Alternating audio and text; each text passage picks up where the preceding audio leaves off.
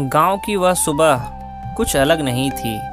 धूप वैसे ही धीरे धीरे फैल रही थी जैसे हर दिन फैलती थी।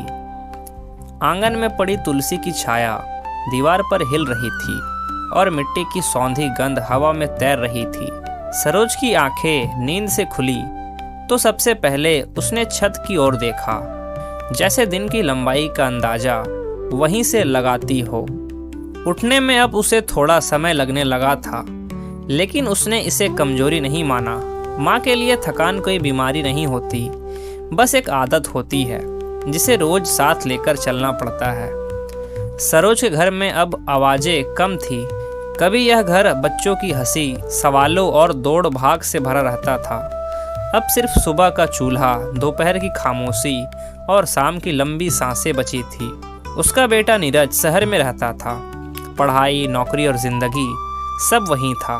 गांव में रह गया था तो बस यह घर और सरोज की आदतें। नीरज बचपन से ही अलग था।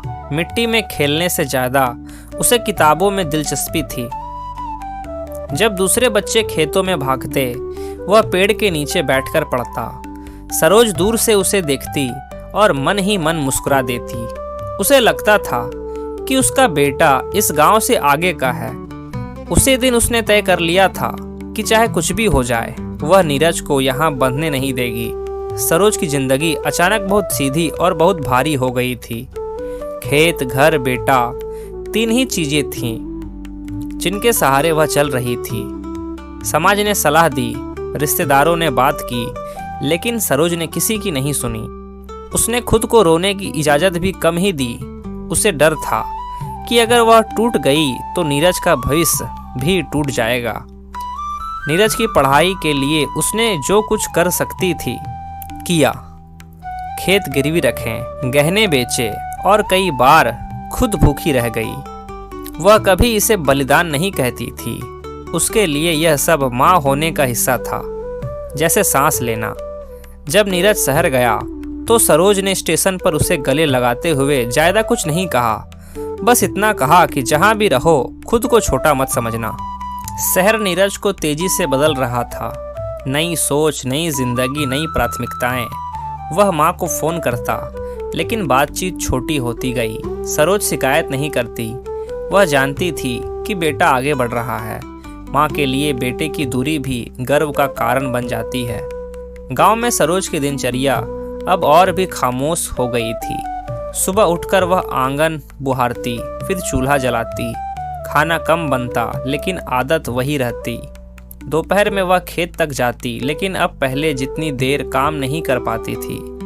घुटने में दर्द रहता, पीठ में खिंचाव, पर उसने किसी को बताया नहीं। उसे लगता था कि अगर उसने कमजोरी मान ली तो जैसे उसकी जिम्मेदारी अधूरी रह जाएगी। नीरज की नौकरी लगने की खबर आई तो सरोज ने गांव में मिठाइयाँ बांटी।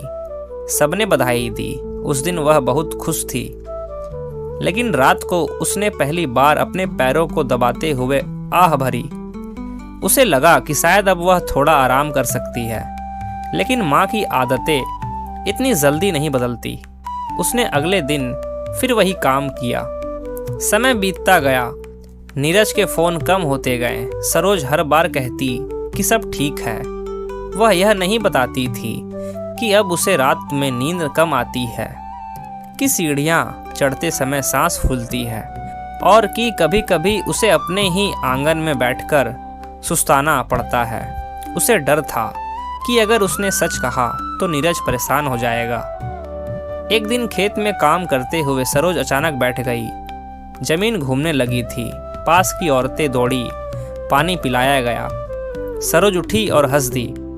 उसने कहा कि धूप ज़्यादा है, लेकिन सच यह था कि उसका शरीर अब पहले जैसा नहीं रहा था। उस रात सरोज देर तक जागी रही। उसने नीरज की बचपन की बातें याद की। पहला शब्द, पहला स्कूल बैग, पहली बार शहर जाने का सपना। उसे लगा कि उसने सब कुछ ठीक किया है, फिर भी दिल में एक खालीपन था। शायद इसलिए कि माँ का काम तब खत्म नहीं होता जब बच्चा बड़ा हो जाता है, वह बस रूप बदल लेता है। अगली सुबह सरोज को चक्कर आया। वह गिर पड़ी। इस बार उठना आसान नहीं था। पड़ोसियों ने डॉक्टर बुलाया। डॉक्टर ने आराम की सलाह दी। सरोज ने सिर हिलाया, लेकिन मन में हिसाब लगाने लगी। अगर वह रुकी तो खर्च कैसे चलेगा। उसने डॉक्टर की दवाइयाँ ली, लेकिन आराम नहीं किया। नीरज को खबर दी गई। वह कुछ दिनों बाद गांव आया। माँ को देखकर वह ठिठक गया। सरोज पहले से बहुत कमज़ोर लग रही थी। उसकी चाल में झिझक थी, आंखों में थकान। नीरज को पहली बार एहसास हुआ कि माँ सिर्फ उसकी यादों में मजबूत थी, असल में वह बहुत कुछ सह चुकी थी। डॉक्टर ने साफ कहा कि अब सरोज को पूरा आराम चाहिए। नीरज चुप बैठा रहा। उसे पहली बार लगा कि उसकी सफलता की कीमत किसी और ने चुकाई है। उस रात वह माँ के पास बैठा रहा। सरोज ने उससे पूछा कि शहर कैसा है। उसने माँ से उसके दर्द के बारे में कुछ नहीं पूछा। वह डर रहा था कहीं जवाब कुछ भारी ना हो। नीरज के लौटने का समय आया। वह जाना नहीं चाहता था, लेकिन जिंदगी उसे वापस खींच रही थी। सरोज ने जाते समय वही पुरानी बात कही, ख्याल रखना। नीरज ने सिर हिलाया, लेकिन इस बार उसका मन भारी था। सरोज फिर अकेली रह गई, लेकिन अब अकेलापन और गहरा था। उसे पता था कि उसका शरीर धीरे धीरे हार मान रहा है, फिर भी उसने हार नहीं मानी। वह हर सुबह उठती, आंगन बुराती और दिए के सामने बैठकर बस इतना कहती कि उसके बेटे को कभी यह ना लगे कि माँ पीछे रह गई है। नीरज के लौट जाने के बाद घर पहले से भी ज़्यादा शांत हो गया था। सरोज को अब यह शांति काटने लगी थी। पहले वह इस सन्नाटे को अपनी आदत मानती थी, लेकिन अब हर कोना उसे आईना दिखाने लगा था। आंगन में रखी चारपाई, दीवार से टंगी पुरानी घड़ी और दरवाजे के पास रखा नीरज का बचपन का जूता, सब कुछ जैसे उससे कुछ कहना चाहता था। वह सब सुनती थी, लेकिन जवाब नहीं देती थी। माँ की आदत होती है दर्द को भी सुन लेना और चुप रह जाना। सरोज अब ज़्यादा देर तक खड़ी नहीं रह पाती थी। सुबह उठने में समय लगता, घुटनों में दर्द रहता और सांस अक्सर भारी हो जाती। फिर भी वह हर दिन खुद को समझाती कि आज नहीं तो कल सब ठीक हो जाएगा। उसने खेत का काम छोड़ दिया था, लेकिन घर के छोटे मोटे काम अब भी खुद ही करती थी। उसे लगता था कि अगर वह पूरी तरह रुक गई तो जैसे उसकी उपयोगिता खत्म हो जाएगी। माँ के लिए बेकार होना मरने से ज़्यादा डरावना होता है। नीरज शहर में था, लेकिन उसका मन अब काम में नहीं लग रहा था। माँ की झुकी हुई चाल, उसकी थकी आंखें, सब बार बार उसके सामने आ जाता। उसे एहसास हो रहा था कि उसने माँ की चुप्पी को बहुत देर तक मजबूती समझा। उसने खुद से पूछा कि क्या सफल होना इतना ज़रूरी था कि वह यह भी ना देख पाए कि पीछे कौन टूट रहा है। सरोज को एक रात तेज बुखार आया, शरीर काँप रहा था। पड़ोस की औरतों ने आकर उसे संभाला। डॉक्टर बुलाया गया। इस बार हालत छुपाने लायक नहीं थे। डॉक्टर ने कहा कि हालत गंभीर है और उसे शहर के बड़े अस्पताल ले जाना होगा। सरोज ने आंखें बंद कर ली। उसे अस्पताल से डर नहीं लगता था, उसे खर्च से डर लगता था। उसे लगा कि फिर वही हिसाब शुरू हो जाएगा। कौन सा इलाज जरूरी है और कौन सा टाला जा सकता है। नीरज को फ़ोन किया गया। इस बार वह देर नहीं लगा सका। वह अगले ही दिन गांव पहुंच गया। माँ को इस हालत में देखकर उसके भीतर कुछ टूट गया। सरोज ने उसे देखकर हल्की सी मुस्कान दी, जैसे कहना चाहती हो कि सब ठीक है। नीरज को उस मुस्कान से डर लग रहा था, क्योंकि वह जान चुका था कि यह मुस्कान अक्सर सच को छुपाने के लिए होते हैं। अस्पताल के सफ़ेद कमरे में सरोज बहुत छोटी लग रही थी। नीरज उसके पास बैठा रहा। डॉक्टर ने बताया कि शरीर ने अब ज़्यादा साथ नहीं दिया है। इलाज होगा, लेकिन वक्त और आराम दोनों चाहिए। नीरज ने बिना कुछ सोचे कहा कि जो भी लगे किया जाए। उस पल उसे पैसे की चिंता नहीं थी, उसे सिर्फ माँ चाहिए थी। सरोज ने नीरज का हाथ थाम लिया। उसकी पकड़ कमज़ोर थी, लेकिन भावना वही पुरानी। उसने कहा कि उसने हमेशा यही चाहा था कि नीरज आगे बढ़े, चाहे उसे पीछे ही क्यों ना रहना पड़े। नीरज रो पड़ा। उसने कहा कि माँ कभी पीछे नहीं रही, वह तो हमेशा आगे रही, बस उसे देखने में देर हो गई। अगले कुछ दिन अस्पताल में बीते। सरोज कभी होश में रहती, कभी आंखें बंद कर लेती। वह अपने अतीत की बातें करती, नीरज का बचपन, खेल, आंगन और वे दिन जब उसने थकान को नाम देना ही नहीं सीखा था। नीरज हर बात सुनता और हर शब्द अपने भीतर उतारता जाता। एक शाम सरोज ने कहा कि वह घर जाना चाहता है। डॉक्टर ने मना किया, लेकिन उसकी जिद के आगे सब चुप हो गए। उसे घर की मिट्टी, आंगन की हवा और तुलसी की खुशबू चाहिए थी।